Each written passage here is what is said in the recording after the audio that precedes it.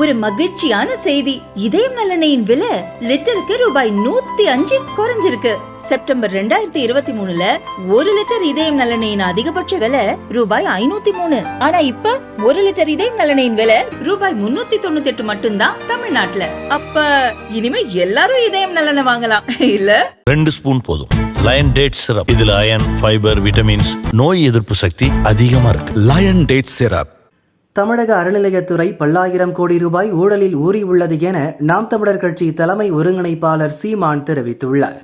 விழுப்புரம் மாவட்டம் மேல்பாதி திரௌபதியம்மன் கோவிலை மக்கள் வழிபட திறக்காவிட்டால் கோவில் நுழைவு போராட்டத்தை முன்னெடுப்போம் என நாம் தமிழர் கட்சியினர் அறிவித்தோம். நாங்கள் அறிவித்த ஒரே வாரத்தில் கோவில் திறக்கப்படும் என்று அமைச்சர் சேகர் பாபு கூறினார். அத்துடன் கோவில் திறக்க இருப்பதை முன்கூட்டியே அறிந்து நாம் தமிழர் கட்சி அரசியல் செய்கிறது என்றும் குற்றம் சாட்டினார். கோவிலை அரசு திறக்கவிருப்பது எங்களுக்கு தெரியுமானால் நாங்கள் போராட்டத்தை அறிவிக்கும் வரை ஏன் கோவிலை திறப்பதாக அறிவிக்கவில்லை?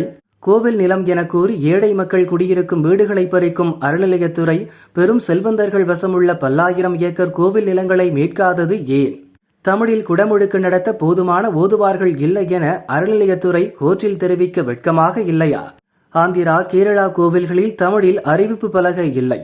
திருவண்ணாமலை கோவிலில் தெலுங்கில் அறிவிப்பு பலகை வைத்திருப்பது யாரை மகிழ்வுக்க? இதுதான் திமுக அரசு கடைபிடிக்கும் இருமொழி கொள்கையா?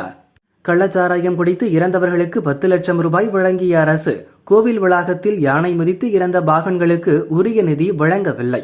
அன்றாட பணிகளுக்கு பொருட்கள் வாங்குவது, பிரசாதம் வழங்குவது, உண்டியல் வருமானம், பக்தர்கள் காணிக்கை, கோவில் நகைகள் என அறநிலையத்துறைக்கு வரும் வருமானத்தில் நடக்கும் ஊழல்கள் வார்த்தைகளில் சொல்லி மாளக்கூடியதல்ல. தமிழகம் முழுதும் அறநிலையத்துறையில் நடக்கும் ஊழல்களை கற்பனை செய்யவே முடியவில்லை.